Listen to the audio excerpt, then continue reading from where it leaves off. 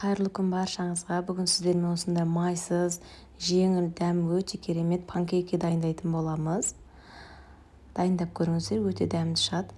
Ол үшін бізге бір жұмыртқамызды ыдысымызға шағып аламыз. Және қантымызды салып, жақсылап араластырып аламыз. Бір келкі болғанша араластырып аламыз. Және жылы сүтімізді құямыз. Жылы болу керек сүтіміз. Және бір қасық разрыхителімізді қосамыз.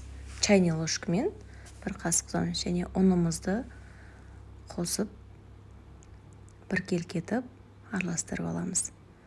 Ерітілген сары майымызды қосамыз.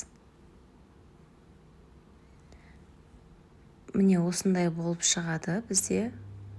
Бір келкі болып, тапамыздың іші осындай құрғақ болу керек.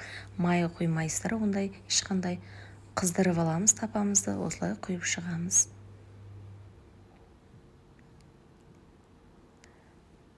Міне осында тесік-тесік болып шықса, уже панкейктеріміз дайын болды деген сөз. Екінші жағына аударып аламыз. Қараңыздар, өте керемет болып шығады, достар. Рецебін астына қалдырып кетемін. Және менің каналыма тіркелуді ұмытпаңыздар. Сіздермен күшті рецептермен бөлісетін боламын. Дайындап көріңіздер, өте керемет болады. Және мен үстіне осындай шоколад құйып жасадым. Өте дәмді болады. Таңғы асқа жасап көрсеңіздер, керемет шығады. Қалауларыңызша безендірсеңіздер болады.